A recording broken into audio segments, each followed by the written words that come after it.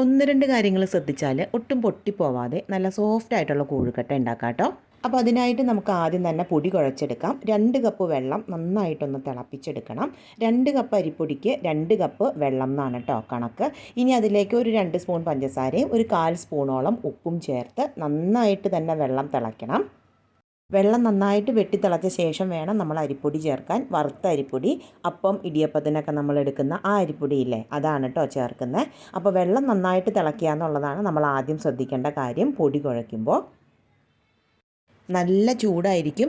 ഇതുപോലെ നന്നായിട്ടൊന്നങ്ങ് മിക്സ് ചെയ്ത് നമ്മുടെ പൊടിയുടെ എല്ലാ ഭാഗത്തും ആ നനവങ്ങ് എത്തിക്കഴിഞ്ഞാൽ ഒരു 2 മിനിറ്റ് നേരം ഒന്ന് റെസ്റ്റ് ചെയ്യാനായിട്ട് വെച്ചോളൂ. 2 മിനിറ്റ് കഴിയുമ്പോൾ അതിൻ്റെ ചൂട് ഒന്നങ്ങ് കുറയും. പിന്നെ നമുക്ക് കൈകൊണ്ട് ഒന്നങ്ങ് കുഴച്ചെടുക്കാനുള്ളൊരു ചൂടാവും. ആ ഒരു സമയത്ത് നമ്മൾ കൈകൊണ്ട് നന്നായിട്ട് തന്നെ ഈ മാവ് കുഴച്ചെടുക്കണം. നമ്മൾ എന്തുമാത്രം കുഴയ്ക്കുന്നോ അത്രയും സോഫ്റ്റ് ആവും നമ്മുടെ കോഴിക്കട്ട. ഞാനിപ്പോൾ ഇത് കുഴയ്ക്കാൻ എളുപ്പത്തിന് ഇതുപോലെ ഒരു സ്റ്റീൽ പാത്രത്തിലേക്ക് മാറ്റി ആ ചൂടോടുകൂടെ തന്നെ കുഴയ്ക്കണേ. ഇതുപോലെ നന്നായിട്ട് കുഴച്ചെടുക്കുക. ഇത് കണ്ടോ, ഇതുപോലെ കുറേശ്ശെ എടുത്ത് ഇതുപോലെ അങ്ങ് ഉരുട്ടിയെടുത്താൽ മതി. നമ്മുടെ മാവ് ഇതുപോലെ സോഫ്റ്റായി കിട്ടും. ഈ സമയത്ത് വേണമെങ്കിൽ കയ്യിൽ കുറച്ച് നെയ്യൊന്ന് പുരട്ടി കൊടുത്തോളൂ കേട്ടോ. അപ്പോൾ ഒന്നുകൂടെ നമുക്ക് മാവ് നല്ല സോഫ്റ്റായിട്ട് ഇതുപോലെ കിട്ടും. ഇത് കണ്ടോ, നമ്മുടെ മാവ് എന്ത് സോഫ്റ്റാണെന്ന് കണ്ടോ, ഇതുപോലെ കിട്ടണം. ഇനി നമുക്കിതിൻ്റെ ഒരു ഫില്ലിങ് റെഡിയാക്കണം. അതിനായിട്ട് 1/4 കപ്പാണ് ഞാനിവിടെ ശർക്കര എടുത്തിരിക്കുന്നത്.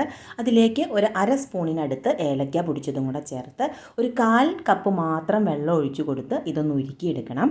ഇത് നന്നായിട്ട് ഉരുകി വന്ന ശേഷം കല്ലും മണ്ണും ഒക്കെ ഉള്ള ശർക്കരയാണെങ്കിൽ ഇതൊന്ന് അരിച്ചെടുക്കണേ. അതിലേക്ക് 1 കപ്പ് തേങ്ങ ചിരകിയത് ചേർക്കാം. ഈ തേങ്ങ ചിരകിയതോടെ ചേർത്ത് ഇത് നന്നായിട്ട് തന്നെ വിളയിച്ചെടുക്കണം. ഒട്ടും തന്നെ വെള്ളമില്ലാതെ ആ വെള്ളമൊക്കെ നന്നായിട്ട് വറ്റി തേങ്ങ നന്നായിട്ട് വിളഞ്ഞു വരണം. വെള്ളത്തിൻ്റെ അംശം ഇരുന്നാൽ നമ്മൾ കോഴിക്കട്ടയുടെ അകത്ത് ഇത് ഫില്ല് ചെയ്ത് ആവി കയറ്റിയെടുക്കുമ്പോൾ ആ വെള്ളം പുറത്തേക്ക് ഇറങ്ങി വന്ന് കോഴിക്കട്ട പൊട്ടിപ്പോകാനായിട്ട് ചാൻസ് ഉണ്ട്. നമ്മുടെ കോഴിക്കട്ട പെർഫെക്റ്റ് ആയിട്ട് കിട്ടാൻ ഏറ്റവും ആദ്യം ശ്രദ്ധിക്കേണ്ട കാര്യം ഇതുപോലെ ഇത് വിളയിച്ചെടുക്കുക എന്നുള്ളതാണ്. നമ്മൾ ആദ്യം കുഴച്ച് വെച്ചിരിക്കുന്ന മാവ് ഒരേ വലുപ്പത്തിലുള്ള ഉരുളകളാക്കി എടുക്കാം.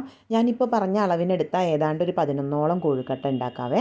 ഇനി കയ്യിൽ കുറച്ച് നെയ്യ് പുരട്ടി കൊടുത്ത ശേഷം ഇതുപോലെ ബോൾ എടുത്ത് ഇതുപോലെ ഒന്ന് ചെറിയൊരു റൗണ്ട് ഷേപ്പിലേക്ക് ആക്കിയെടുക്കാം. ഇനി ഇതിൻ്റെ നടുക്ക് നമ്മൾ വിളയിച്ച് വെച്ചിരിക്കുന്ന തേങ്ങ വെച്ച് നന്നായിട്ടങ്ങ് ഉരുട്ടിയെടുത്താൽ മതി. അപ്പോൾ ഉരുട്ടുമ്പോൾ പ്രത്യേകം ശ്രദ്ധിക്കുക, ഒട്ടും വിള്ളലുണ്ടാവരുത്. എല്ലാ സൈഡും നമ്മുടെ ആ മാവ് കൊണ്ട് കവറായിട്ടുണ്ടാവണം. ഇനി കൈ കൊണ്ട് ഇതുപോലെ ഒന്നുകൂടെ അങ്ങ് ഉരുട്ടിയെടുത്താൽ മതി. അപ്പോൾ നമ്മൾ കോഴിക്കട്ട ഉണ്ടാക്കുമ്പോൾ പൊട്ടാതിരിക്കണമെങ്കിൽ ഇതുപോലെ തന്നെ നമ്മളത് ഉരുട്ടിയെടുക്കണം. ഇത്ര ആയാൽ നമുക്ക് പിന്നെ നമ്മുടെ കോഴിക്കട്ട ഒട്ടും പൊട്ടിപ്പോവില്ല. ഇപ്പോൾ നമ്മളെല്ലാ കോഴിക്കട്ടയും ഉരുട്ടിയെടുത്തിട്ടുണ്ട്. ഇനി ഇത് ആവി കയറ്റാൻ വയ്ക്കുമ്പോൾ നമ്മൾ ഒരു കാര്യം ഒന്ന് ശ്രദ്ധിക്കുക. നമ്മൾ ആവി കയറ്റാൻ എടുക്കുന്ന ഈ തട്ട് സ്റ്റീലിൻ്റെ തട്ടാണെങ്കിൽ ഒട്ടിപ്പിടിക്കാനായിട്ട് ചാൻസ് ഉണ്ട്. അപ്പോൾ അടിയിൽ കുറച്ച് നെയ്യ് ഒന്ന് പുരട്ടി കൊടുത്ത ശേഷം നമ്മളിത് ആവി കയറ്റാനായിട്ട് വയ്ക്കുക. അപ്പോൾ നമ്മുടെ ഈ കോഴിക്കട്ട ആ സ്റ്റീലിൽ ഒട്ടിപ്പിടിക്കില്ല. ഏതാണ്ട് 8 മുതൽ 10 മിനിറ്റിനുള്ളിൽ തന്നെ നമുക്കിത് വെന്ത് കിട്ടും. അപ്പോൾ ഇനി കോഴിക്കട്ട ഉണ്ടാക്കുമ്പോൾ ഇതുപോലെ ഒന്ന് ഉണ്ടാക്കി നോക്ക് കേട്ടോ.